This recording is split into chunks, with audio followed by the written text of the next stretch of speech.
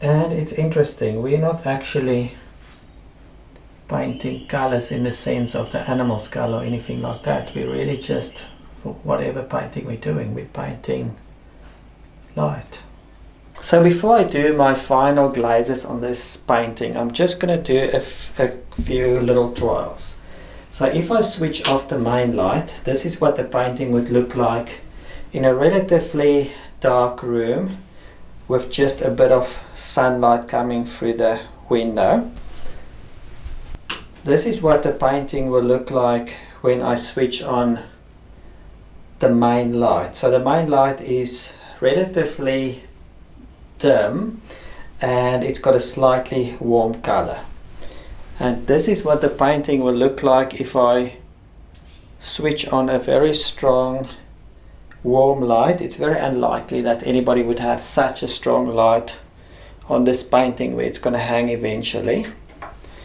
And then this is what the painting will look like if I switch on a slightly cooler light. So this is very close to daylight, but maybe just a tiny bit on the cool side.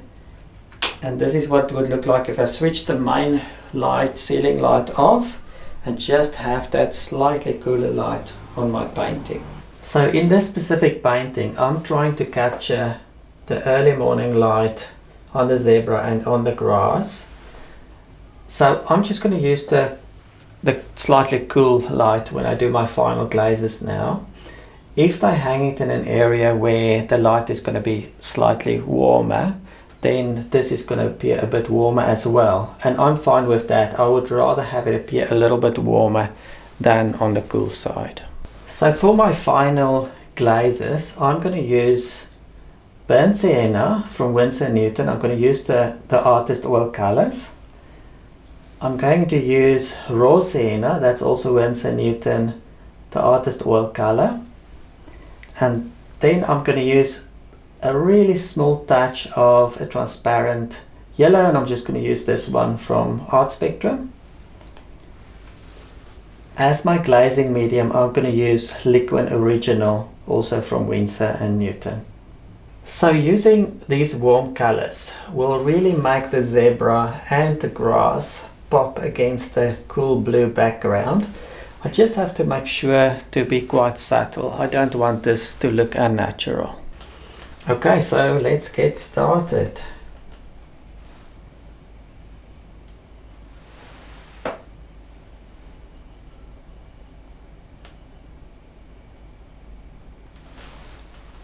So this is a bit of the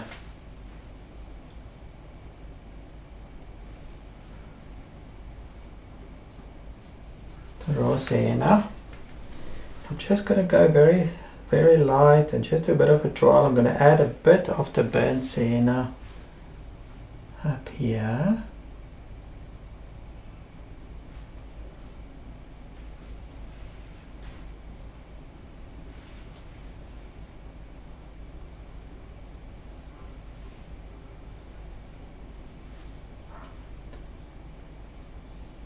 And if I should put too much of this on, what I'm going to do in that case, I will just wipe some of that off with a rag, but we'll see what happens.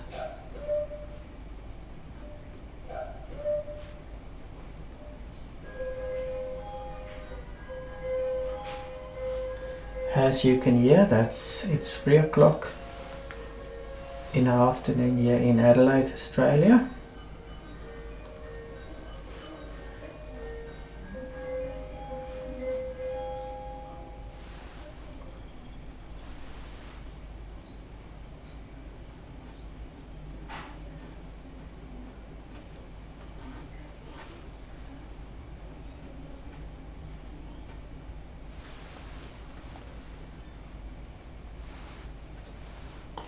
I haven't used any of just the yellow yet, because I've had quite a bit of yellow on here even before I started.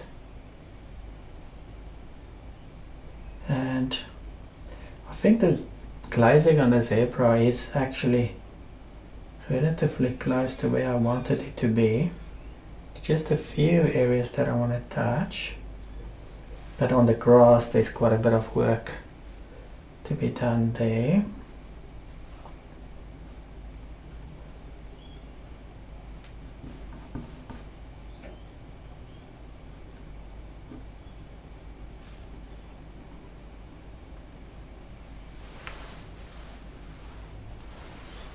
So far I've used mostly some of the raw sienna, and it's interesting, we're not actually painting colors in the sense of the animal skull or anything like that. We're really just, for whatever painting we're doing, we're painting light, the reflection of light.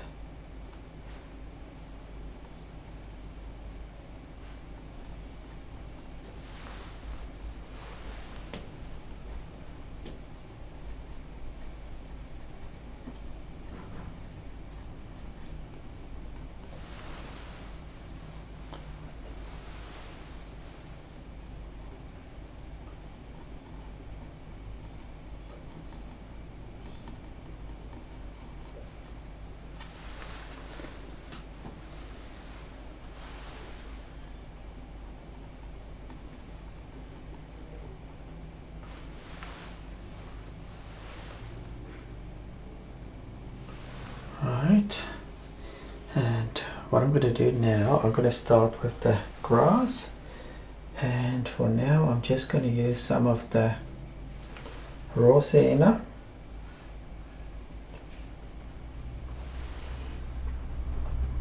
If you look at my videos, you'll see I've done a much longer video just on glazing, how to glaze an oil painting, and in that painting I'm also use raw sienna, but I don't use the artist one, I just use the Winton because I didn't want it to be too overpowering. But in this specific painting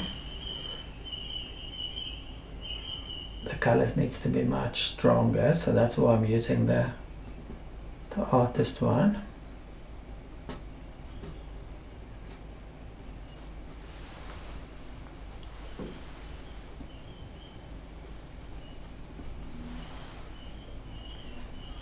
I'm going to do this layer, and then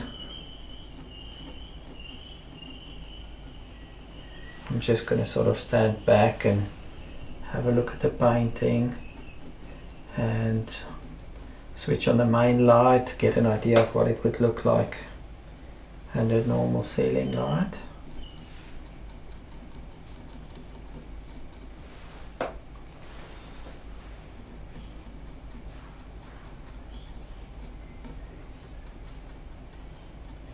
So with the glaze, I try not to be too even with the glaze. I'm putting it on in a sort of a more blotchy manner, just to give us a more natural look.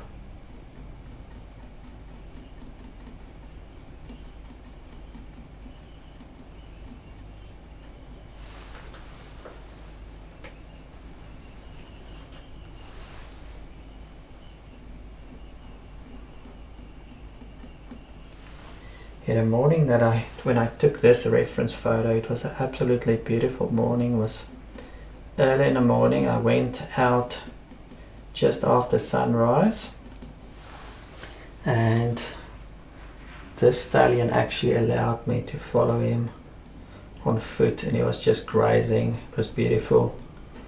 The smell of the wet grass. And he would just, every now and again, he would just sort of look back at me. But he was very relaxed about my presence.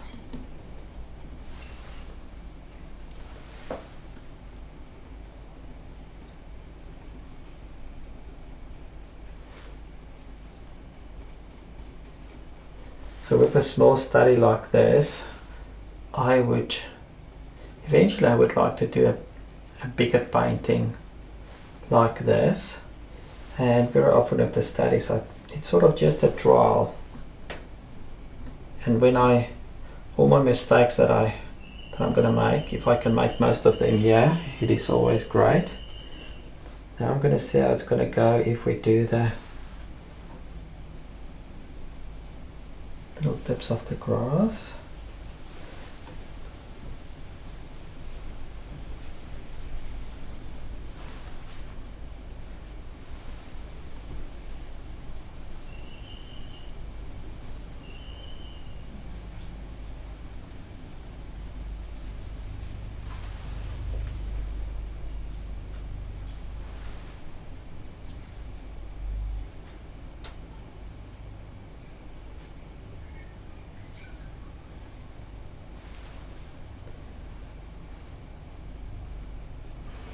I've heard people say that the African light is a bit different from anywhere else.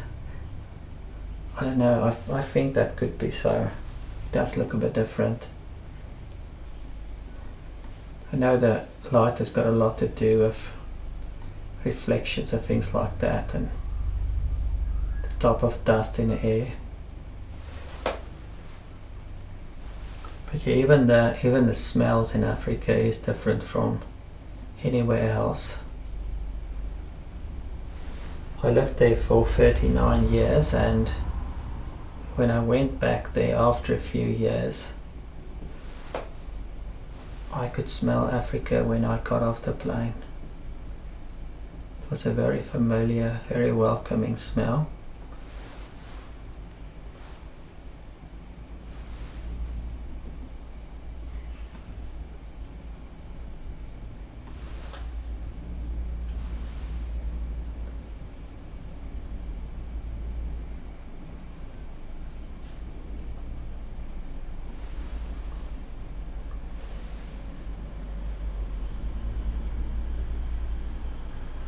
So I'm going to do this glaze, and then just have a look at it again and see if I need to do anything else. I would probably make a few small adjustments.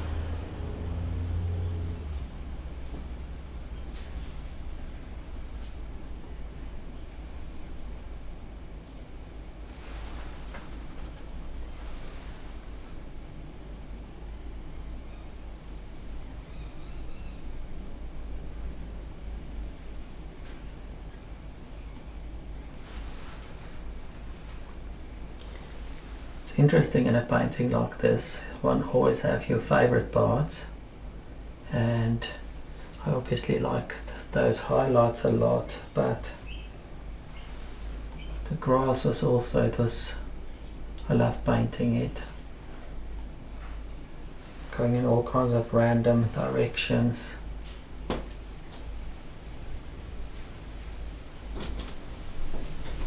And then all these subtle little flowers and things in between, I also love painting that.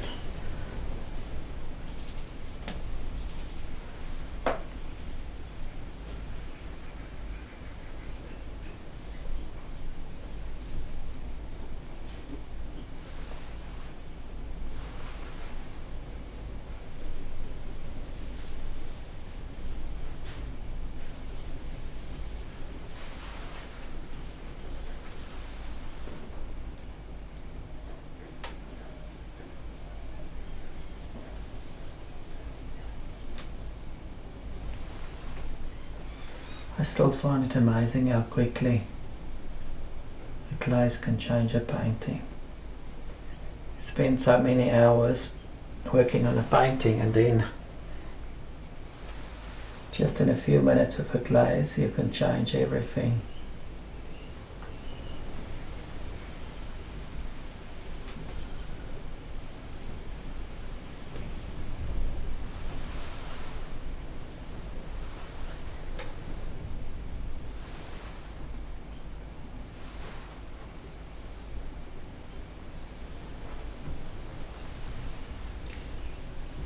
I'm just going to have a few slightly thicker areas of glazing randomly in here.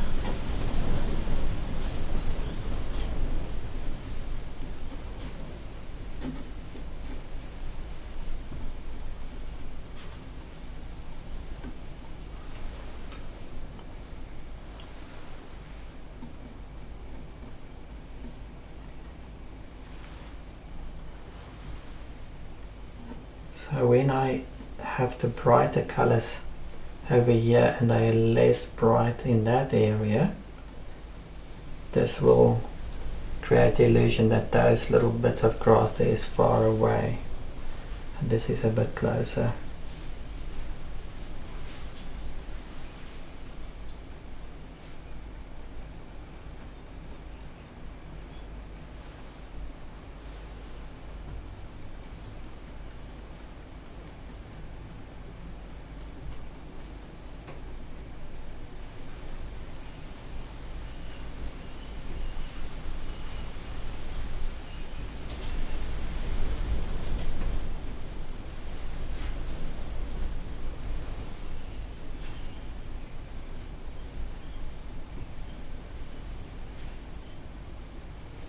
Right, I'm gonna just have a good look from a distance now. So what I'm going to do now is just switch on the main light as well.